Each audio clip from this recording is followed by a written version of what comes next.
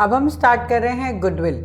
Goodwill क्या है, goodwill का नेचर क्या है, वैल्यूएशन क्या है, मुझे गुडविल की क्या ज़रूरत है।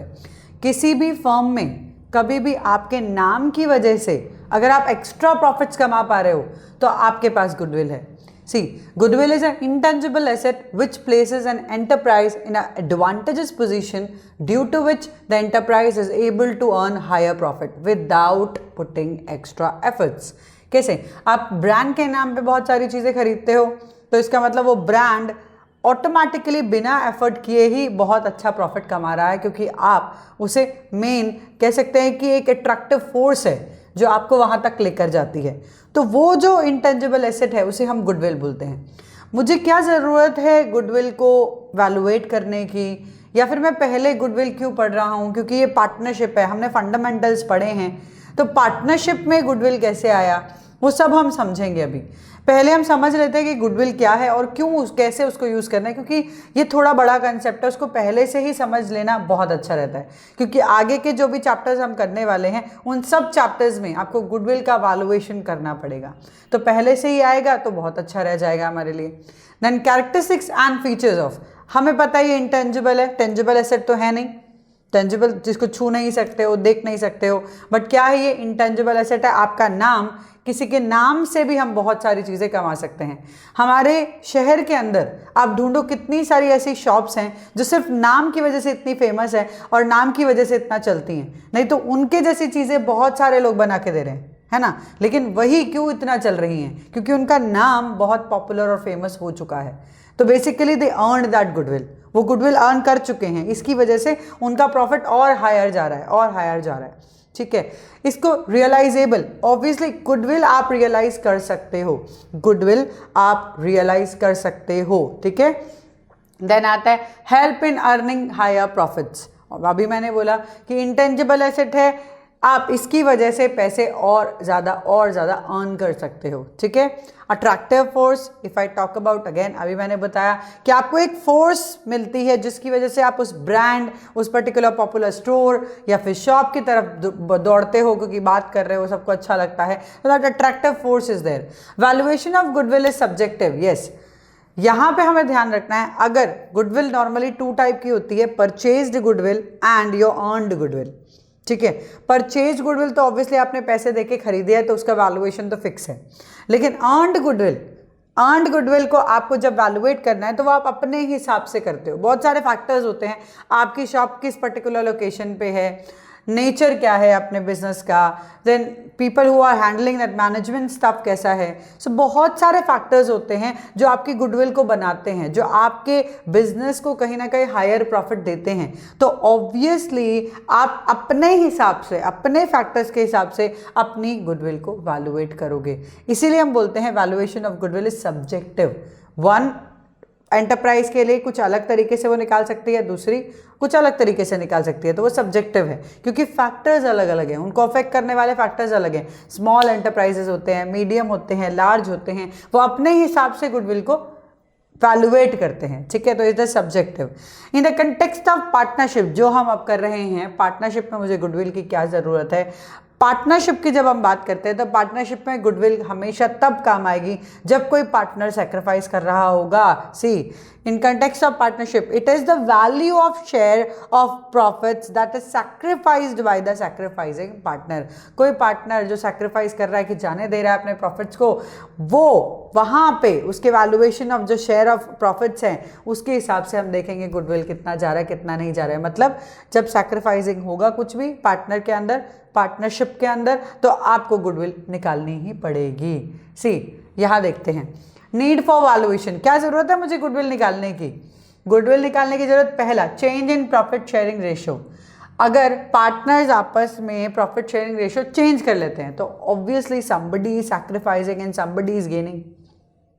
सिंपल है, अगर आप चेंज कर रहे हो तो चेंज क्यों कर रहे हो, चेंज इसीलिए तो कर रहे हो, कोई किसी को ज़्यादा चाहिए, किसी से लिया जाएगा, मतलब यहाँ पे कोई सैक्रिफाइसिंग पार्टनर है, यहाँ पे हमें वैल्यूएट करना पड़ेगा ताकि गुडविल समझ में आए।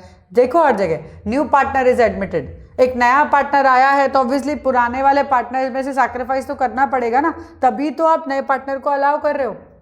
नया पार्टनर आएगा वो भी तो प्रॉफिट लेगा, वो प्रॉफिट लेगा तो ये जो पुराने वाले पार्टनर्स हैं वो सैक्रिफाइस करेंगे, सैक्रिफाइस करेंगे तो आपको गुडविल वैल्यूएट करनी पड़ेगी। पार्टनर्स रिटायर्ड और डाई, अब जो पार्टनर गया उसने तो सैक्रिफाइस किया है ना, तो उसको वैल्यूएशन ऑफ गुडविल मिलना चाहिए ना।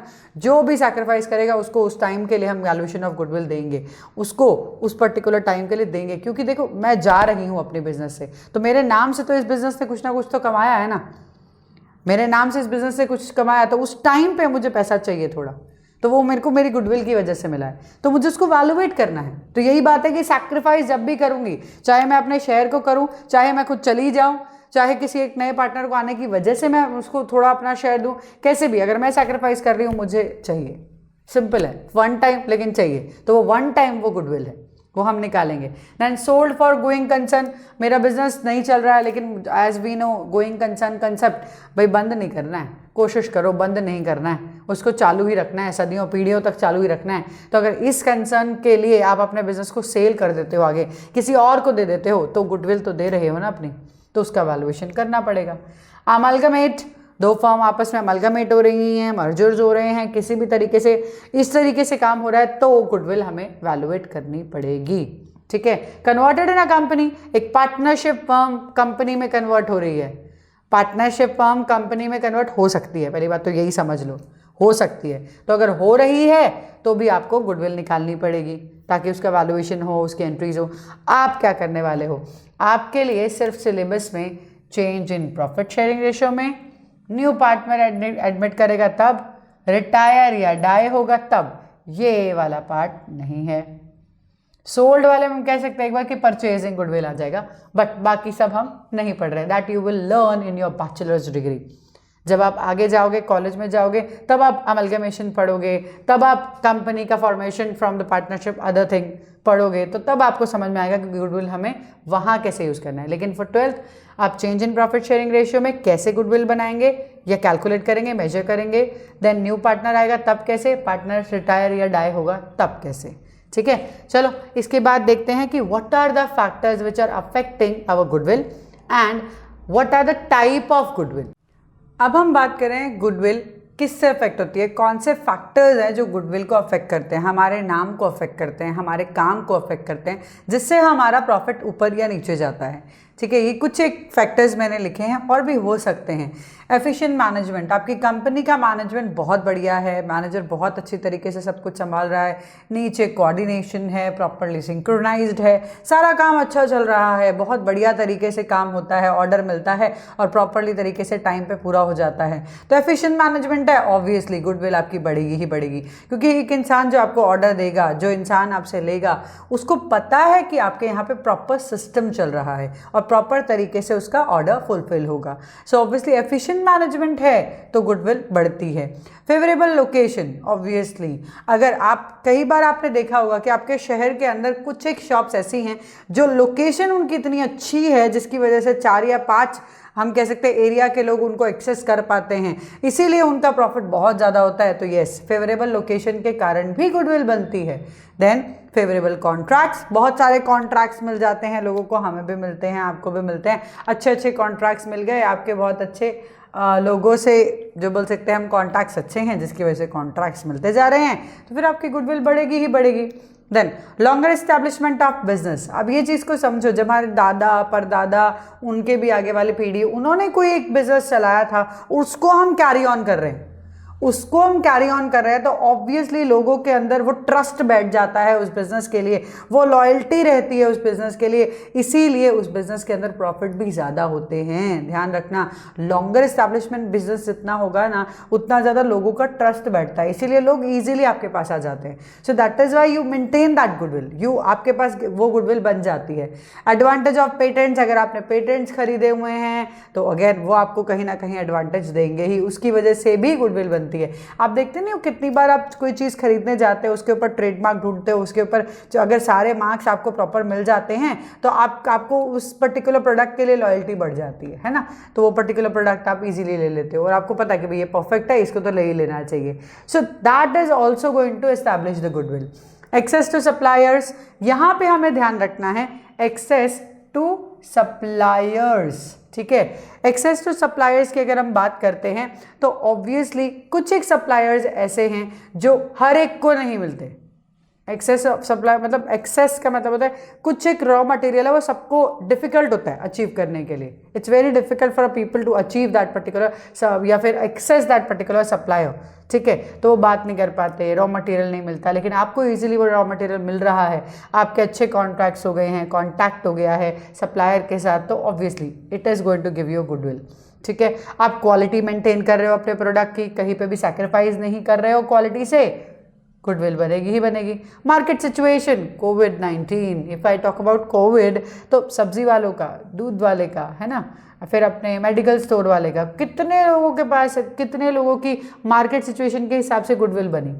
मैं या आप कितनी ऐसी शॉप्स पे जाते ही नहीं थे पहले जब कोविड नहीं था. अब वो शॉप्स हमारे लिए परफेक्ट हो गई है क्योंकि समझ में आया कि उन्होंने वर्स्ट सिचुएशन में हमारी कैसे हेल्प की. तो वो मार्केट सिचुएशन के हिसाब से भी आपकी गुडविल बनती है. Then risk associated with the business, यहाँ थोड़ा कॉन्फ्लिक्ट है.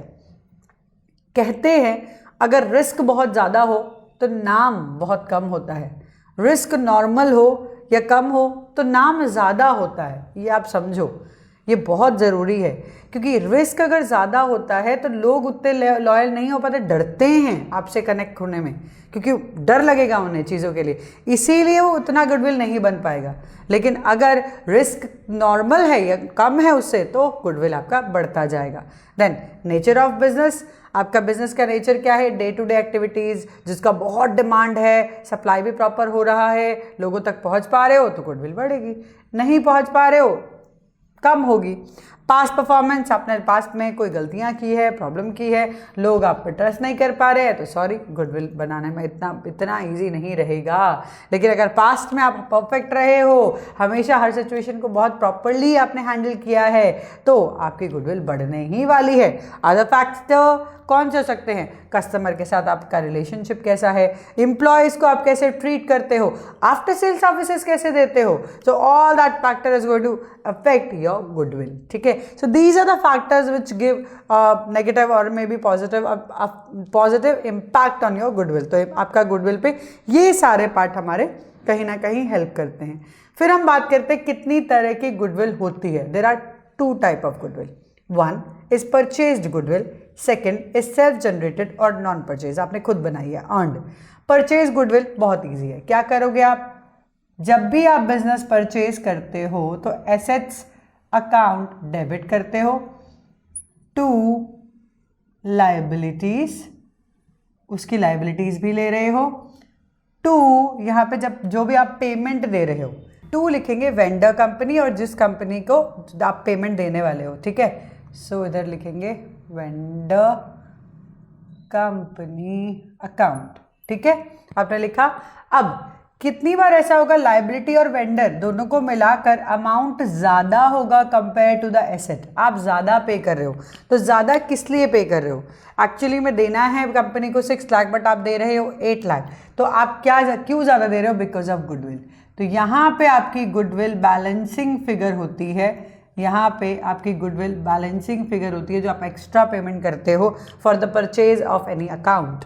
बिजनेस बेसिकली उनके अकाउंट्स भी ले रहे हो, बिजनेस तो आप किसी बिजनेस को जब परचेज करते हो उसकी एसेट भी लेते हो, उसकी लायबिलिटी भी लेते हो, आप उसको पेमेंट देते हो. ठीक है, तो एसेट माइनस लायबिलिटी वो उसका वर्थ है, उतना ही पेमेंट दे रहे हो, उससे ज़्यादा दे रहे हो, उससे ज़्यादा दे रहे हो तो उसकी गुडविल के लिए दे रहे हो. तो ये जो है this is called purchase goodwill. आपने परचेज किया है बिजनेस को. ठीक है, ये ध्यान रखना है. अगर आप कभी भी बिजनेस खरीदते हो कोई भी, तो एसेट डेबिट होता है, लायबिलिटी क्रेडिट होता है, फिर माइनस करके नेट वर्थ बनता है बिजनेस का, उससे ज़्यादा का पेमेंट गुडविल. तो वो जितना भी ज़्यादा का पेमेंट आप दे रहे हो वो गुडविल है. सेल्फ जनरेटेड गुडविल और नॉन परचेज गुडविल. आप सेल्फ जनरेटेड गुडविल का जो वैल्यूएशन है वो पूरा चैप्टर है हमारा, चैप्टर कह सकते हैं, पॉइंट आपका टॉपिक कह सकते हैं, admission, retirement and change in profit sharing ratio का. वैल्यूएशन कैसे करोगे, एवरेज प्रॉफिट से करोगे, सुपर प्रॉफिट से करोगे, capitalisation of average and super profit से करोगे. चलिए इसके बाद वही लर्न करना स्टार्ट करते हैं क्योंकि अब शुरू होते हैं इसके प्रैक्टिकल क्वेश्चंस.